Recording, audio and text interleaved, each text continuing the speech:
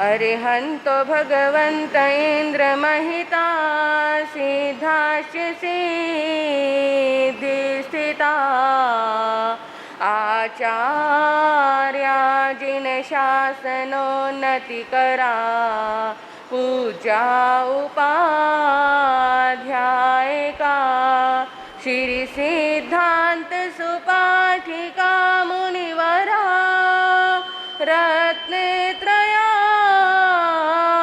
राधिका पंचैते परमेष्टिनो प्रतिदिनं कुर्वन्तु नो मङ्गलम् कुर्वन्तु नो मंगलम। बोलिए शासनपति शरमन भगवान महावीर स्वामी की। चारित्र चूड़ामणि गुरुदेव श्री माया राम जी महाराज जी की। मुझे भगवान वो दिल दे कि जिसमें प्यार तेरा हो। मुझे भगवान वो दिल दे कि जिसमें प्यार तेरा हो। जुबा वो दे जो करती हर समय इजहार तेरा हो। जुबा वो दे जो करती हर समय इजहार तेरा हो। मुझे भगवान वो दिल दे कि जिसमें प्यार तेरा हो। मुझे वो बख्श दे आँखें जिन्हें हो जुस्तजू तेरी। मुझे वो बख्श दे आँखें जिन्हें हो जुस्तजू तेरी। कि जर्रे जर्रे में जिनको फ़कत दीदार तेरा हो। कि जर्रे जर्रे में जिनको फ़कत दीदार तेरा हो। मुझे भगवान वो दिल दे कि जिसमें प्यार तेरा हो। मुझे भगवान वो दिल दे कि जिसमें प्यार तेरा हो। मेरा साथी जमाने में बनाना उसको है भगवन। मेरा साथी जमाने में बनाना उसको है भगवन। दया हो जिसके दिल में और सेवादार तेरा हो। दया हो जिसके दिल में और सेवादार तेरा हो। मुझे भगवान वो दिल दे कि जिसमें प्यार तेरा हो। मुझे भगवान वो दिल दे कि जिसमें प्यार तेरा हो। मुझे देना अगर संगत तो देना अपने प्यारों की। मुझे देना अगर संगत तो देना अपने प्यारों की। कि जिनको हर समय विश्वास और इत्बार तेरा हो। कि जिनको हर समय विश्वास और इत्बार तेरा हो। मुझे भगवान वो दिल दे कि जिसमें प्यार तेरा हो। मुझे भगवान वो दिल दे कि जिसमें प्यार तेरा हो।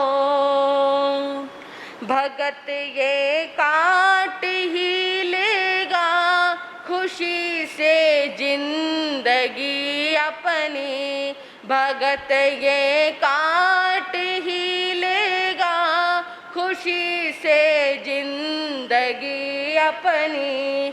कृपा का हाथ जब सर पे मेरी सरकार तेरा हो, कृपा का हाथ जब सर पे मेरी सरकार तेरा हो, मुझे भगवान वो दिल दे कि जिसमें प्यार तेरा हो, मुझे भगवान वो दिल दे कि जिसमें प्यार तेरा हो। जुबा वो दे जो करती हर समय इजहार तेरा हो, जुबा वो दे जो करती हर समय इजहार तेरा हो। त्रिशैलानंदनं प्रभु परमेश्वरं, त्रिशैलानंदनं प्रभु परमेश्वरं, स्वीकारो प्रभु मेरा मंत्रणं, स्वीकारो प्रभु मेरा मंत्रणं। वीर अति वीर की धीर गंभीर की, वीर अति वीर की धीर गंभीर की, सन्मति वीर की जय हो महावीर की, सन्मति वीर की जय हो महावीर की, सन्मति वीर की जय हो महावीर की। अनंत उपकारी शासनपति शर्मन भगवान महावीर स्वामी को अनंत अनंत वंदन करने के पश्चात परम पूज्य परम श्रद्धेय मेरी आस्थाओं के सुमेरु शिखर पूज्य गुरुदेव एवं मेरे जीवन के निर्माता श्री गुरनी जी महाराज के पवित्र पावन चरण कमलों में रहकर जो कुछ भी मैं अपनी अल्प बुद्धि द्वारा ग्रहण कर रही हूँ, वह आपके समक्ष कहने का प्रयास करूँगी। उपस्थित धर्म प्रेमी श्रोतागण, वीतराग महाप्रभु की मंगलमयी स्तुति आपके समक्ष चल रही है, जिसमें आप छठी गाथा को श्रवण कर रहे हैं। भगवान महावीर के 27 महागुणों का इसमें जिक्र आया। हम दूसरे महागुण की चर्चा कर रहे हैं और वो दूसरा गुण है अप्रतिबद्ध विहारी। अप्रतिबद्ध, जिसके ऊपर कोई भी प्रतिबद्ध ना हो, किसी तरह का बंधन ना हो, किसी तरह की रोक ना हो, ऐसा वो अप्रतिबद्ध विहारी। जिसके ऊपर बंधन है, जिसके ऊपर चिंता है, बंधुओं, वो अप्रतिबद्ध विहारी नहीं हो सकता। अप्रतिबद्ध होने के लिए अपने आप को सारे संसारी बंधनों से मुक्त करना होता है। जब इंसान को, ये वो अवस्था है, ये कौन सी अवस्था है, कब आती है? जब इंसान को इस बात का ज्ञान हो जाए कि संसार में कोई मेरा नहीं है, ये सारा संसार मात्र एक स्वप्न है, सिर्फ और सिर्फ एक आत्मा ही इस लोक और परलोक में जाने वाली है, बाकी सब यही रह जाएगा। रिश्ते नाते संबंध सब कुछ हमने एक जन्म नहीं अनंत अनंत जन्मों से बनाए और बनाते रहेंगे। जब आत्मा को इस सत्य का ज्ञान हो जाता है, वो जग की निस्सारता को समझ जाता है। बंधुओं, कैसे? अगर आप खीर खाने के लिए बैठे, लेकिन तभी आपको किसी ने बताया खीर मत खाना। क्यों? इस खीर में किसी ने जहर मिला दिया है। तो क्या आप खीर का भोजन करेंगे? क्यों नहीं करेंगे? खीर बड़े मेवे मिष्ठान से बनी हुई है, बहुत मीठी है, बहुत स्वादिष्ट है। इतनी महंगी खीर कितनी मुश्किलों से बनाई, 2-3 घंटे लगाकर इतनी अच्छी खीर बनाई, लेकिन सिर्फ उसमें एक ही तो कमी है, किसी ने जहर ही तो मिलाया है। फिर खाने में क्या दिक्कत है? नहीं खाएंगे। ये मूर्खता कोई भी नहीं करेगा। वो कहेगा चाहे कितनी महंगी खीर हो, चाहे इसे कितने मेवे मिष्ठान से बनाया गया हो, चाहे ये कितनी भी स्वादिष्ट क्यों ना हो, और चाहे आप 3 दिन के भूखे भी क्यों ना हो, फिर भी आप कहोगे मैं चौथा दिन भूखा रह लूंगा लेकिन खीर नहीं खाऊंगा। जिस प्रकार आपने उस खीर का त्याग किया, निरासक्त भाव से त्याग किया, अब उसके प्रति आपको कोई आसक्ति नहीं रही, पल भर में आपने उसका त्याग कर दिया। उसी प्रकार जब साधक को यह ज्ञान हो जाता है कि संसार जो खीर के समान स्वादिष्ट तो है, बड़ा मधुर भी है, दिखने में बहुत सुंदर भी है, बड़ा प्रिय भी लगता है, आत्मा को आनंद देने वाला भी लगता है, शरीर की इच्छाएं पूरी करने वाला भी लगता है, सभी इंद्रियों की पूर्ति करने वाला है। ये संसार बहुत सुंदर, बहुत अच्छा है। लेकिन प्रभु महावीर कह रहे हैं, तीर्थंकर भगवान कह रहे हैं, सब कुछ है इस संसार में, लेकिन इस संसार में थोड़ा सा जहर मिला हुआ है, कषायों का, विषयों का। और अगर तुमने इन विषयों और कषायों के जहर से युक्त इस संसार का भोग कर लिया तो तुम्हारी गति बिगड़ जाएगी, तुम मरकर अधोगति के शिकार हो जाओगे, नरक त्रियंच गति के शिकार हो जाओगे। तो फिर उस समय क्या स्थिति हो जाती है। लेकिन हम संसार को तो नहीं छोड़ पाते। संसार को छोड़ने के लिए तो भगवान महावीर कह ही नहीं रहे। संसार को नहीं छोड़ना, संसार में रही हुई आसक्ति को छोड़ना है, विषय कषायों को छोड़ना है, प्रमाद को छोड़ना है, जिन्होंने हमारी आत्मा को अनंत अनंत जन्मों से जकड़ा हुआ है, उसे छोड़ना है। नहीं छोड़ पाते। कुछ भव्य जीवात्माएं, हलुकर्मी जीवात्माएं ऐसी होती है जो छोड़ देती हैं, और जब समझ जाती है कि प्रभु ने बिल्कुल सही कहा, वो छोड़कर अप्रतिबद्ध विहारी बन जाती है, कुछ नहीं समझती, उनका फिर एक नया चक्र शुरू हो जाता है, वो संसार में भटकती रहती है। लेकिन सत्य का ज्ञान होना बहुत जरूरी है। बंधुओं, एक कथा आपने बहुत बार सुनी होगी, राजा भर्तृहरि की। बड़े न्यायप्रिय राजा थे, उज्जैनी के बहुत बड़े सम्राट रहे हैं। सारी प्रजा उन्हें अपना भगवान समझती थी।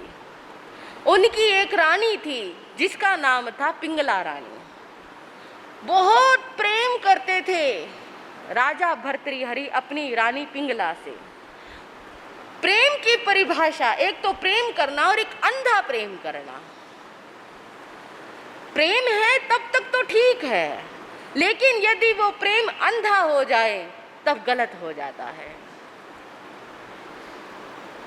बंधुओं, भर्तृहरि राजा अपनी रानी से अंधा ही प्रेम करते थे।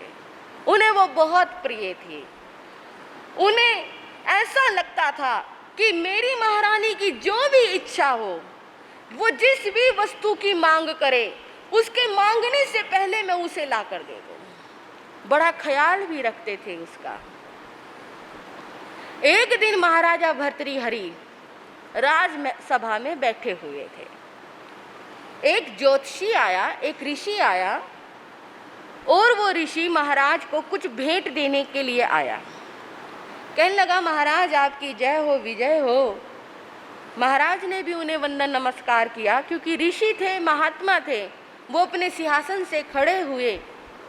उन्होंने कहा, ऋषिवर कैसे आना हुआ?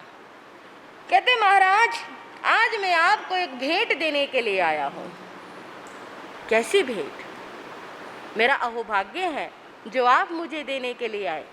महाराज मैंने एक तपस्या की थी, साधना की थी। उस साधना से प्रसन्न होकर मुझे ये अमर फल की प्राप्ति हुई है। ये फल एक विशेष प्रकार का है, ये देवताओं द्वारा प्रदत्त है। जो भी व्यक्ति इस अमर फल को खा लेगा वो कभी अपने जीवन में बूढ़ा नहीं होगा, वो हमेशा नौजवान ही रहेगा, उसे कभी रोग नहीं लगेंगे, उसका शरीर जैसा है जवानी में वैसा का वैसा ही रहेगा। महाराज मैं तो ऋषि हूँ, सन्यासी हूँ, मुझे इस फल को खाने की कोई आवश्यकता नहीं है। आप राजा हैं, आप प्रजा का कल्याण करते हैं, प्रजा आपको भगवान समझती है, इसलिए ये फल मैं आपको भेंट करने के लिए है।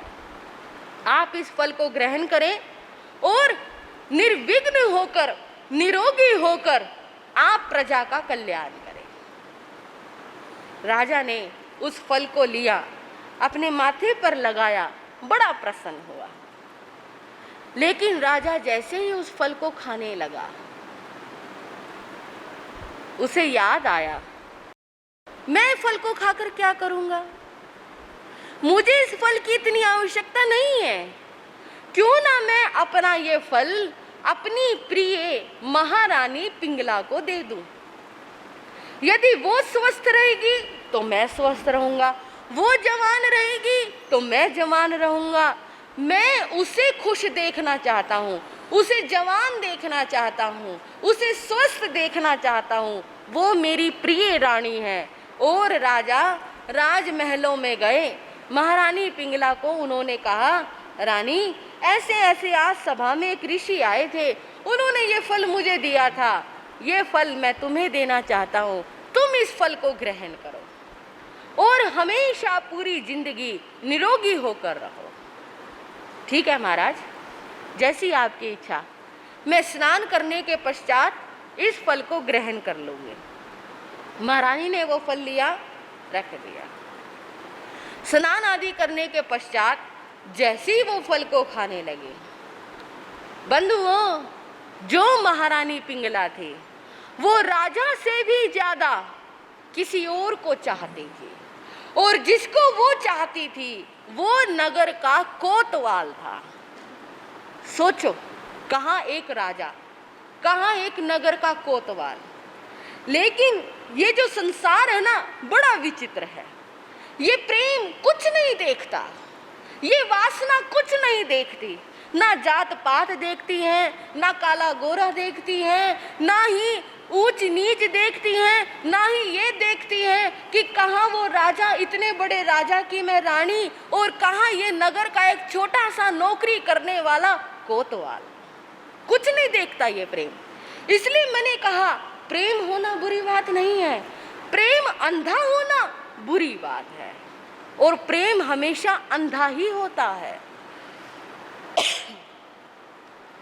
बंधुओं, रानी ने वो फल लेकर अपने कोतवाल के पास गई और कहने लगी, ऐसे ऐसे ये फल राजा ने मुझे दिया, वो मुझसे बहुत प्रेम करते हैं, लेकिन मैं अपने जीवन में सबसे ज्यादा प्रेम तुमसे करती हूँ, और मैं चाहती हूँ इस फल को तुम खाओ, तुम ग्रहण करो, और तुम पूरी जिंदगी नौजवानों की तरह रहो। ठीक है महारानी, जैसी आपकी आज्ञा। कोतवाल ने वो फल लिया, रख लिया। लेकिन जरूरी तो नहीं जिससे आप प्रेम करते हो वो भी आपसे उतना ही प्रेम करता हो, ये कोई जरूरी नहीं है। इसलिए तो महाप्रभु ने इस संसार को नश्वर बताया है। जिससे आप प्रेम करते हो सकता है वो आपसे भी ज्यादा प्रेम किसी और से करता हो। उधर वो जो कोतवाल था वो भी महारानी से ज्यादा प्रेम उस ही नगर में रहने वाली उस नगर की प्रसिद्ध गणिका वेश्या से करता था। वो प्रतिदिन उसके पास जाता था, उससे वो बहुत प्रेम करता था। वो उस फल को लेकर उस गणिका के पास गया और उस गणिका को एकांत में बुलाया, उसे सारी बात बताई। कहने लगा, ये फल मैं तुम्हारे लिए लेकर आया हूँ, तुम इस फल को ग्रहण करो और देखो तुम पूरी जिंदगी इसी तरह जवान रहोगी, नवयुवती की तरह रहोगी। जैसे तुम जवान रहोगी, नवयुवती रहोगी, नए नए लोग तुम्हारे पास आएंगे, उनका मनोरंजन होता रहेगा, तुम्हारा काम चलता रहेगा। इसलिए ये फल मैं तुम्हारे लिए लाया हूँ। इस फल की सबसे ज्यादा जरूरत तुम्हें है। उस वेश्या ने वो फल ले लिया। बंधुओं, जैसी वो फल खाने लगे, मन में एक भाव आया, मेरा जो कार्य है वो घृणित कार्य है, गंदा कार्य है। मैं ना जाने कितने लोगों के पतन का कारण हूँ। इस फल को खाने का मुझे कोई अधिकार नहीं है। ये फल तो एक ऐसे व्यक्ति को खाना चाहिए जो लोगों का भला करता हो, उपकार करता हो, जो अपने जीवन में बड़े बड़े काम करता हो। मेरी जैसी नारी जो लोगों का पतित होने का कारण बने, लोगों को गिराने, धर्म भ्रष्ट करने का कारण बने, मेरी जैसी नारी को ये फल खाने का कोई अधिकार नहीं है। ये फल तो एक श्रेष्ठ सज्जन पुरुष को खाना चाहिए। ऐसा हमारे नगर में कौन श्रेष्ठ सज्जन पुरुष है जिसे ये मैं फल प्रदान करूं? विचार आया, सोचने लगी, हमारे राजा से बढ़कर कौन है इस नगर में? कितने श्रेष्ठ और सज्जन पुरुष हैं, दुनिया का भला करते हैं, प्रजा का भला करते हैं, प्रजा को अपनी संतान के समान रखते हैं, सारी प्रजा उन्हें भगवान समझती है। अगर ये फल हमारे राजा खा ले तो वो चिरंजीवी होंगे, निरोगी होंगे, पूरी जिंदगी वो एक सुचारू रूप से शासन व्यवस्था को संभालेंगे और पूरी जिंदगी प्रजा का भला करते रहेंगे। गलत सोचा? सबके सोचने में कितना अंतर था, लेकिन एक गणिका के सोचने में बहुत अंतर था। उसने वो फल उसको दिया जो लोगों का भला करता हो, अपने से ज्यादा प्रेमी को नहीं दिया। उसने वो फल ऐसे व्यक्ति को देने को सोचा कि जो पूरी जिंदगी लोगों का भला करता रहे। वो फल लेकर राजा के पास आई। चक्र जहां से शुरू हुआ था वहीं समाप्त हो रहा। जैसे ये चक्र चल रहा है, इंसान सोचता है मेरी गलती पकड़ी नहीं जाएगी, इंसान ये सोचता है कुछ नहीं होता, लेकिन नहीं बंधुओं, सामने वाले व्यक्ति को पता तो लग जाता है, वो कुछ ना बोले बात अलग है। फल लेकर राजा के पास आई, कहने लगी, महाराज आज मैं आपको कुछ भेंट देने के लिए आई हूँ। आप मुझे क्या भेंट देना चाहती हैं? मैं ये अमर फल लेकर आई हूँ। सुना है जो भी इस अमर फल को खाता है अमर हो जाता है। महाराज आप तो प्रजा की भलाई करते हैं, लोगों का भला करते हैं, महाराज ये फल आप ग्रहण कीजिए। राजा ने जैसे ही वो फल लिया, लेते ही पैरों के नीचे की जमीन खिसक गई, आंखें चुंधिया गई। ये मैं क्या देख रहा हूँ? ये फल तो वही फल है जो मैंने अपनी रानी को दिया था। ऋषि ने मुझे दिया, मैंने अपनी रानी को दिया। उस गणिका से पूछा, तुम्हारे पास ये फल कहाँ से आया? महाराज मुझे मेरे प्रेमी ने ये फल दिया था। कौन है तुम्हारा प्रेमी? महाराज नगर का कोतवाल मुझसे बहुत प्रेम करता है। राजा को सारी बात समझ में आ गई। मैंने रानी को दिया, रानी ने कोतवाल को दिया, कोतवाल ने गणिका को दिया, और गणिका के विचार देखो कितने अच्छे हैं, वो फल मुझे देने के लिए आई। संसार कैसा है ना, सिंहासन पर बैठे बैठे देखो उन्हें पूरे संसार का स्वरूप का ज्ञान हो गया। मैं पट्टे पर बैठकर आपको कितना सुनाती रहूं, संसार नश्वर है, संसार में कोई अपना नहीं है, परिवार धोखेबाज है। कहते हैं इंसान को सबसे ज्यादा धोखा दूसरों से नहीं, अपने से मिलता है। इस देश में जब जब हमले हुए, तब तब मुगलों ने और अंग्रेजों ने हमले कम किए। हमारे देश के गद्दारों ने सबसे ज्यादा हमले हमारे देश में किए। जब जब ये गद्दार अंग्रेजों के साथ, मुगलों के साथ मिले, तब तब हमारा देश गुलामी की ओर बढ़ता चला गया। अगर हमारे देश में गद्दार ना होते बंधुओं, तो क्या मुगल और क्या अंग्रेज, किसी की हिम्मत नहीं थी जो हमारे देश की तरफ आंख उठाकर भी देख लेता। सबसे ज्यादा इंसान को खतरा बाहरी दुश्मनों से नहीं है, सबसे ज्यादा इंसान को खतरा है अपने अंदर के दुश्मनों से। यदि कहीं पर भी लड़ने के लिए जाओ तो सबसे पहले ये टटोल लेना कि तुम्हारे अंदर तुम्हारा अपना कोई तुम्हारा दुश्मन तो नहीं, तुम्हारा गद्दार तो नहीं। क्योंकि बाहरी दुश्मनों से लड़ाई करोगे तो आसान होगी, लेकिन अंदर के दुश्मनों से कैसे लड़ोगे? जो बाहरी दुश्मन है वो छाती पर वार करते हैं, और जो अंदर के दुश्मन है वो कमर पर वार करते हैं। बंधुओं, राजा ये बैठे बैठे सोच रही हैं, संसार कैसा है। मैं रानी पिंगला को अपनी जान से ज्यादा प्यार करता था, हर सुख दुख का ध्यान रखता था, हर उनकी मांग को पूरी करने का प्रयास करता था, उनके मांगने से पहले ही सभी वस्तुएं लाकर उनको देता था। महारानी मुझे अत्यधिक प्रिय थी, और ये फल, इतना अच्छा श्रेष्ठ फल भी मैंने उनको देने का निर्णय किया। लेकिन महारानी मुझसे भी ज्यादा किसी और से प्रेम करती है। धिक्कार है, एक रानी होकर महारानी के पद पर बैठकर वो एक नगर के नौकर कोतवाल से प्रेम करती है। धिक्कार है। कैसा संसार है ये, कैसा प्रेम है ये। यहाँ तो प्रेम में भी खार छिपा हुआ है, प्यार भी खार भरा है। धिक्कार है इस संसार को। बैठे बैठे ऐसे निरासक्ति हुई संसार से, ऐसे निरासक्ति हुई। मंत्री को बुलाया और कहा, मंत्रीवर लो ये शासन संभालो, मैं चला। महाराज कहाँ चलने की तैयारियां हो रही हैं, कहाँ जाने का विचार है? बस देख लिया संसार कैसा है, अपने कैसे हैं, दूसरे कैसे हैं। आज मुझे संसार के स्वरूप का ज्ञान हो गया। क्या ज्ञान हो गया? कि आज जो ये संसार रूपी खीर है, इसमें क्या मिला हुआ है? जहर मिला हुआ है। जिस व्यक्ति को ये ज्ञात हो जाएगा खीर में जहर है, वो खीर का भोजन नहीं करेगा। उसी प्रकार जिस व्यक्ति को ये ज्ञात हो जाएगा कि संसार नश्वर है, अनित्य है, यहाँ कोई अपना नहीं है, वो संसार में नहीं रह सकता। मंत्रियों ने बहुत समझाया, सभासदों ने बहुत समझाया, महारानी ने भी रोते रोते माफी मांगी।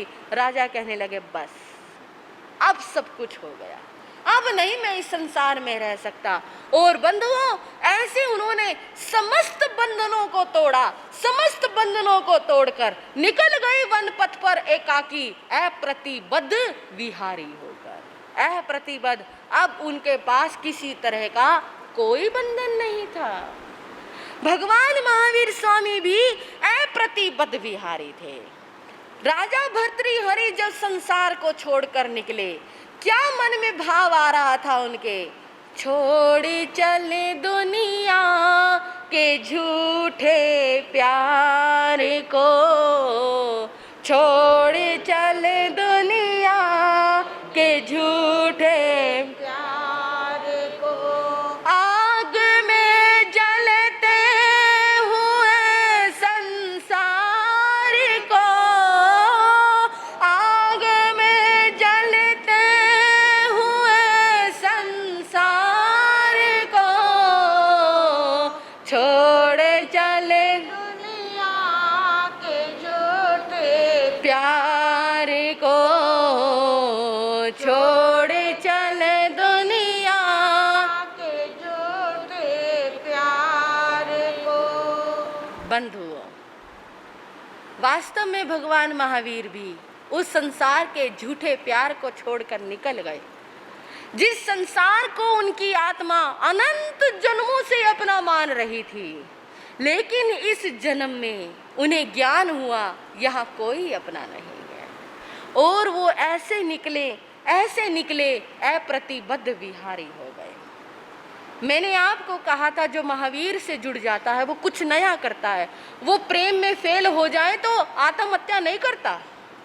आजकल क्या कर रहे हैं लोग, धोखा मिल गया तो फांसी लगा ले, किसी ने छोड़ दिया तो फांसी लगा ले, किसी ने प्रेमी ने छोड़ दिया तो जहर खा लिया, किसी ने धोखा दे दिया तो फांसी के फंदे पर चढ़ गए। ये कायर लोगों की पहचान है, ये बुजदिल लोगों की पहचान है। भगवान महावीर का जो धर्म है वो शूरवीरों का धर्म है। यहाँ यदि धोखा मिलता है तो सद्बुद्धि आती है, अपने पराये का ज्ञान हो जाता है, और ऐसा व्यक्ति आत्महत्या नहीं करता। ऐसा व्यक्ति भर्तृहरि की तरह संसार छोड़कर, शूरवीरों की तरह संसार मार्ग को छोड़कर मोक्ष मार्ग की तरफ बढ़ जाता है, क्योंकि भगवान का धर्म शूरवीरों का धर्म है। मरना क्यों, किस बात का मरना बंधुओं? ये जन्म, मनुष्य जन्म किसी के लिए मरने के लिए नहीं मिला, किसी के प्रेम में फांसी लगाने के लिए नहीं मिला, किसी के प्रेम में जहर खाने के लिए नहीं मिला। भगवान तो शुरू से कह रहे थे यहाँ सब कुछ नश्वर है, फिर भी हम इसको अपना समझ कर बैठे। शूरवीरता तो इस बात में है, यदि तुम्हें कोई एक बार छोड़े तुम उसको 1000 बार छोड़कर उस मार्ग से निकल जाओ, उस मार्ग पर बढ़ो जहां भगवान महावीर ने आपको बताया। किसी के लिए अपने मनुष्य जन्म को खोना, ये कौन सा एक अच्छी और श्रेष्ठ बात है? ये तो सबसे बड़ी मूर्खता है, समझदारी वाली बात नहीं है। भगवान महावीर स्वामी ने संसार के स्वरूप को समझा, अप्रतिबद्ध विहारी हुए, निकल गए मोक्ष मार्ग पर, सभी बंधनों से रहित थे, अंदर के भी और बाहर के भी। अंदर के कषायों, राग द्वेष ग्रंथियों से भी रहित थे, बाहर के बंधन यानी परिग्रह के सभी बंधनों से मुक्त थे। परिग्रह ऐसा कि कपड़ा तक भी उनके तन पर नहीं था, कपड़ा भी उनकी साधना में बाधक नहीं बन रहा था। ऐसे उन्होंने समस्त बंधनों को त्याग कर अप्रतिबद्ध विहारी हुए। और उस विहार में भी देखो, अप्रतिबद्ध विहारी होने के बाद भी मेरे द्वारा किसी को कोई तकलीफ ना पहुंचे, किसी को दुख ना हो, किसी को कष्ट ना हो, प्रभु महावीर इस बात का बहुत ध्यान रखते थे। एक बार भगवान महावीर स्वामी मोराक सन्निवेश में पहुंचे। वहां पर उन्होंने नगर के बाहर एक वृक्ष के नीचे ध्यान लगाया, साधना में खड़े हुए थे।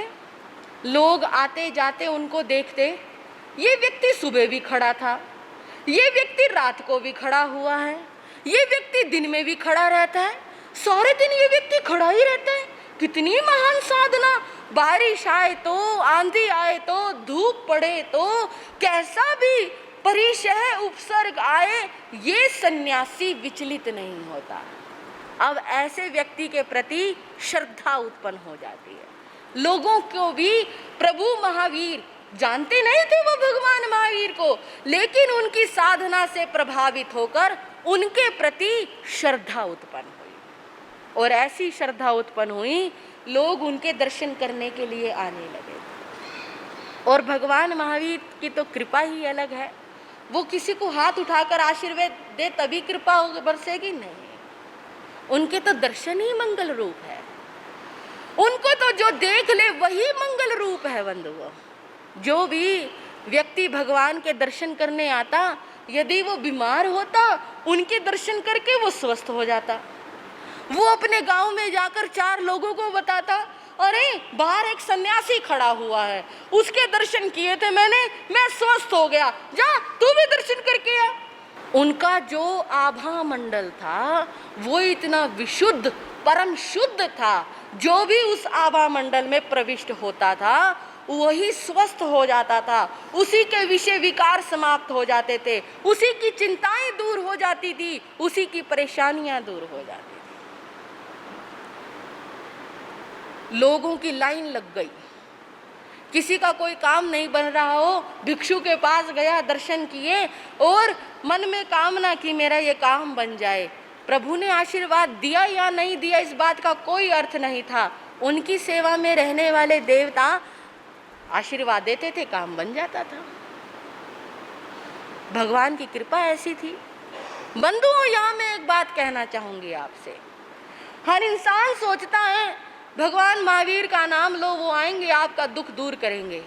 भगवान पारसनाथ का नाम लो, वो आएंगे आपका दुख दूर करेंगे। नहीं नहीं, भगवान तो मोक्ष में विराजमान है, वो कैसे आएंगे, कैसे आपका दुख दर्द दूर करेंगे। भगवान तो सिद्ध बुद्ध मुक्त हो चुके हैं, लेकिन हाँ, उनकी सेवा में जो रहने वाले देवी देवता है, जो सम्यक्तवी देवी देवता है, वो अवश्य आते हैं। वो अवश्य जो उनकी स्तुति करता है, जो उनकी भक्ति करता है, जो उनकी उपासना करता है, उनके दुखों को दूर करते हैं।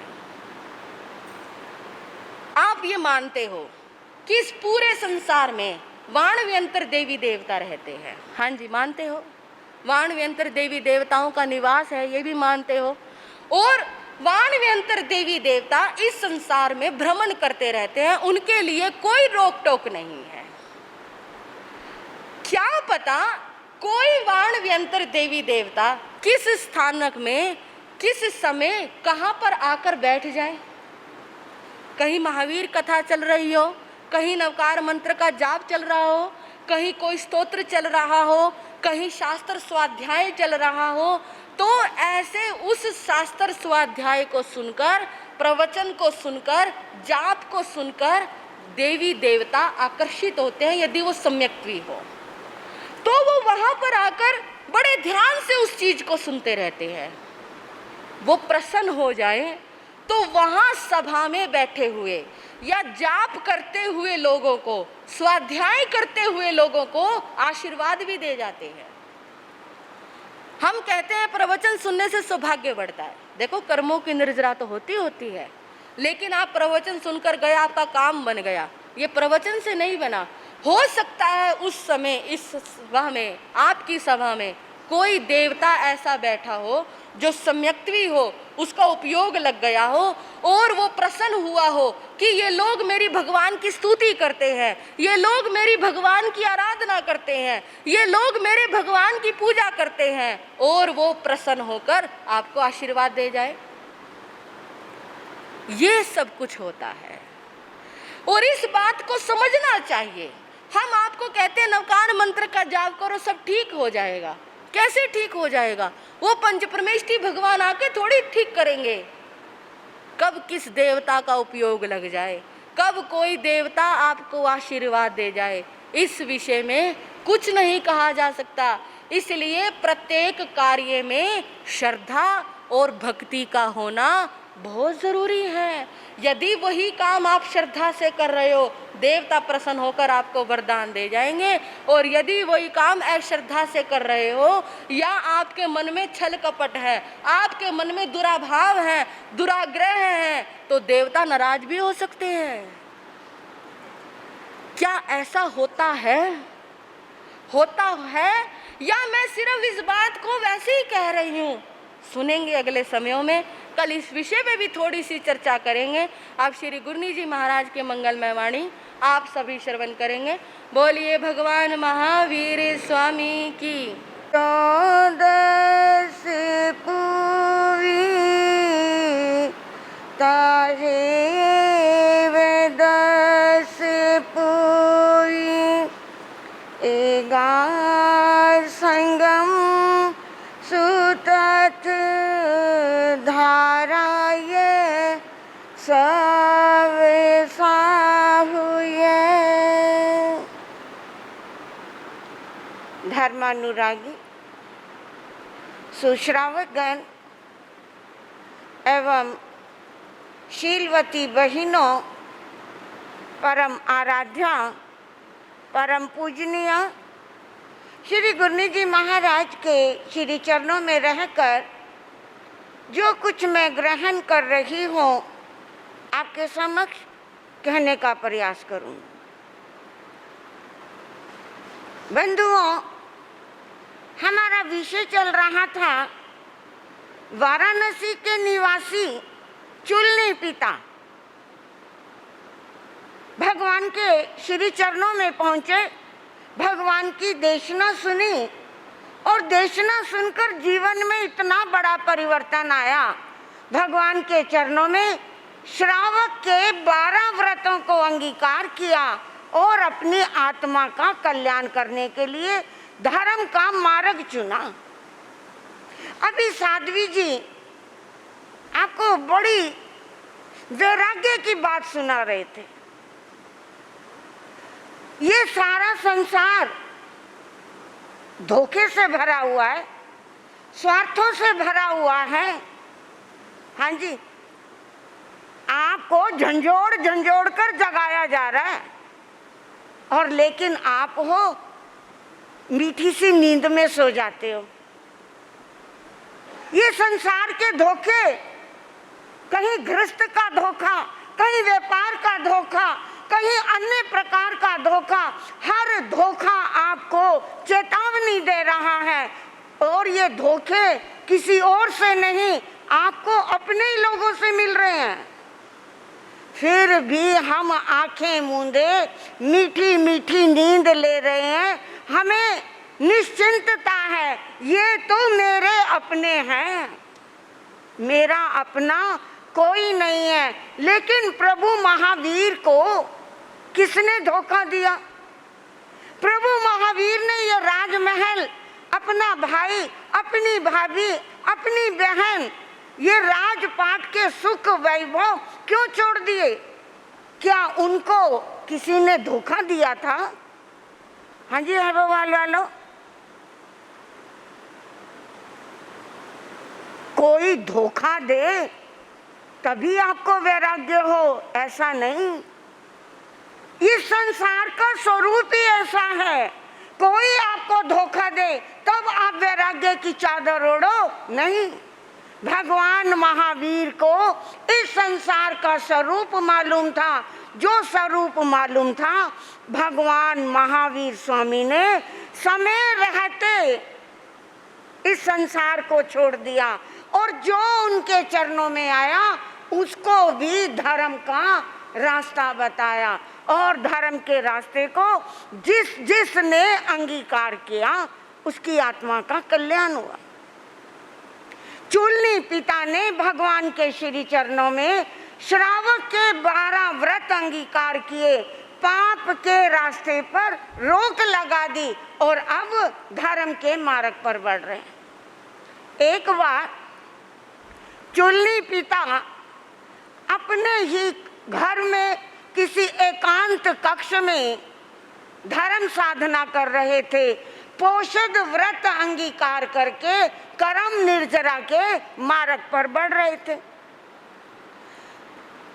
रात्रि में, मध्य रात्रि में एक भयानक देव, एक मायावी देव प्रकट हुआ और उस मायावी देव ने विकराल रूप बनाकर चुलनी पिता को डराना आरंभ कर दिया, उसे धमकाना आरंभ कर दिया।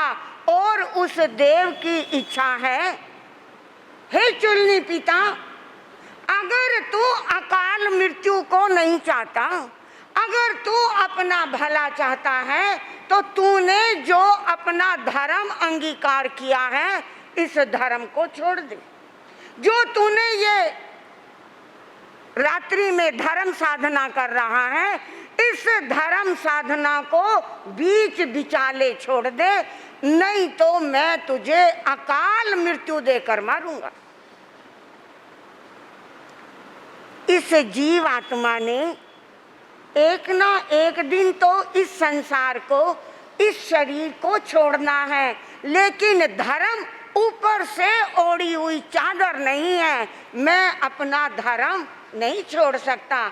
जो मैंने पोषण अंगीकार किया है, ये तो सूर्य उदय पर ही इसका पारना होगा। उस मायावी देव ने चुलनी पिता को एक बार धमकाया, 2 बार धमकाया, और 3 बार धमकाने के बाद भी जब प्रत्युत्तर नहीं मिला, चूलनी पिता अपनी धर्म साधना में लगे रहे, तो उस मायावी देव ने एक और रास्ता निकाला। देख चूलनी पिता, तू या तो मेरी बात मान ले, नहीं तो मैं घर में से तेरे बड़े बेटे को घसीट कर लेकर आऊंगा, तेरी आंखों के सामने उसे बेदर्द मौत मारूंगा।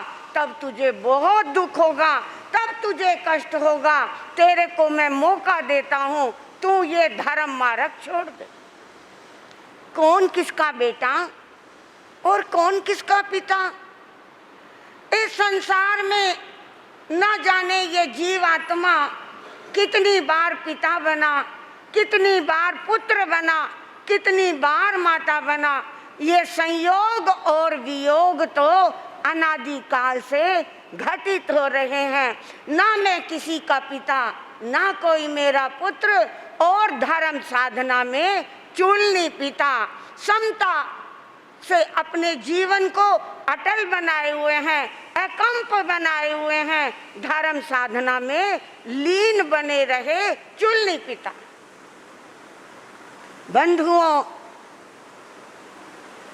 आगम फरमाता है, उस मायावी देव ने विकुर्वना की, अपनी शक्ति का प्रयोग किया और उस मायावी देव ने चूलनी पिता के बड़े बेटे के टुकड़े टुकड़े करके चूलनी पिता के सामने डाल दिया।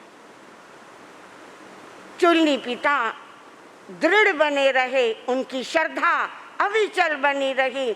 जब मायावी देव ने देखा चूलनी पिता पर कोई असर नहीं है, तो उसने उसके मझले बेटे को इसी तरह घसीट कर लाया, उसके टुकड़े टुकड़े करके चूलनी पिता के सामने डाल दिया। अब भी कोई असर नहीं हुआ।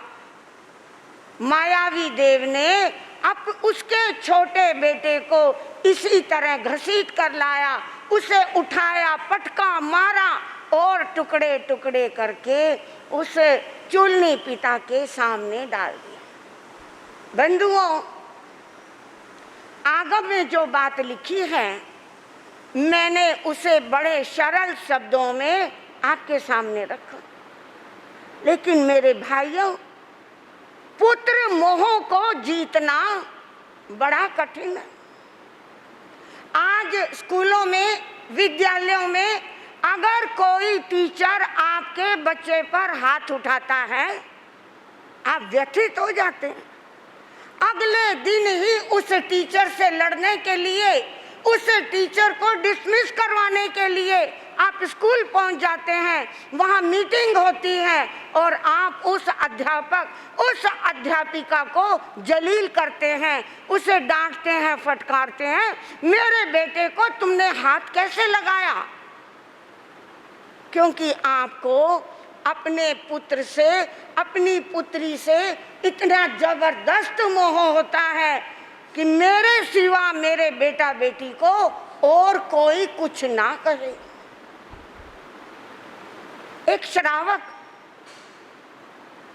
बड़े दृढ़ धर्मी, हर रोज प्रवचन में पहुंचकर 5-5 समायिक करने वाले गुरु भक्त, ऐसा वो श्रावक था। लेकिन आज प्रवचन आधा व्यतीत हो गया, अभी तक वो श्रावक उपाश्रय में नहीं पहुंचा। आज उस श्रावक की सीट खाली थी। सभी लोग हैरान थे। आंधी आए, तूफान आए, बरसात आए, लेकिन उस श्रावक ने समय रहते स्थानक में आना, भूमि की प्रतिलेखना करना और गुरुओं के चरणों में 5 समायिक लेकर ही उनकी दिनचर्या आरंभ होती थी। लेकिन आज वो श्रावक नहीं आए। जरूर कोई बात है। आधा प्रवचन निकल चुका था और वो श्रावक जब उपाश्रय में आए, गुरु वंदन किया और चुपचाप जब समायिक लेकर बैठ गए, तो गुरुओं ने पूछा, श्रावक जी आज प्रवचन में लेट आए, क्या बात? उस दृढ़ धर्मी श्रावक ने हाथ जोड़कर गुरुओं से कहा, गुरु महाराज, एक मेहमान आया हुआ था, उस मेहमान को मैं मंजिल पर छोड़कर आया हूं। महाराज बड़े हैरान हुए कि जो श्रावक कभी अपनी धर्म उपासना ना छोड़ता हो, बारिश की बूंदें जिसे विचलित ना करती हो, आंधी और तूफान जिसकी श्रद्धा को अविचल बनाए रखने में भी मजबूर हो जाती हो, आज वो श्रावक एक मेहमान के लिए प्रवचन में देर से पहुंचा। पूछा, क्या बात, ऐसा कौन सा मेहमान आया था?